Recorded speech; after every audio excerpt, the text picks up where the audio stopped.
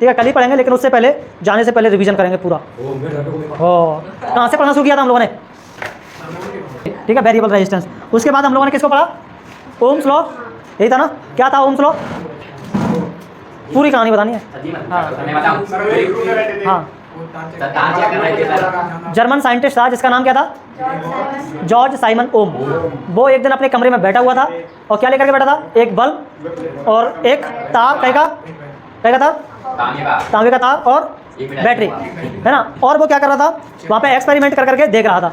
जब उसने वो एक्सपेरिमेंट कर करके देख रहा था डिफरेंट तारों से, है ना, और डिफरेंट बैटरी से, तो उसने देखा कि बल्ब कभी कम जल रहा है और कभी ज़्यादा जल रहा है। तो फिर वो सोच में पड़ गया कि ऐसा क्यों हो रहा है? क्या लाइट कम ज़्यादा होती रहती है ना? अपनी मनमर्जी करती है क्या लाइट? तो फिर उसने देखा कि मैं एक काम और करता हूँ, टेम्परेचर को कांस्टेंट कर देता हूँ, ठीक है, और वायर मैं जो चेंज कर रहा हूँ उन वायरों को चेंज नहीं करता हूँ। तो उसने देखा कि बल्ब अब क्या चल रहा है? ठीक तरीके से जल रहा है ना, अब कम ज़्यादा नहीं हो रहा है। इसका मतलब उसने बताया कि मतलब डिफरेंट लंबाई के तार लिए, डिफरेंट मोटाई के तार लिए, लेकिन टेम्परेचर उसने क्या रखा? कांस्टेंट रखा। जो जब कांस्टेंट रखा तो बल्ब कैसा चल रहा था? बढ़िया कांस्टेंट जल रहा था, कम ज़्यादा नहीं हो रहा था। तो जो लोग परेशान हो रहे थे इलेक्ट्रिसिटी की खोज के बाद, किस लिए?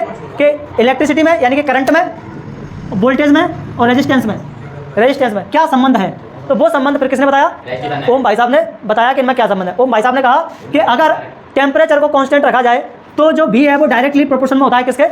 करंट के।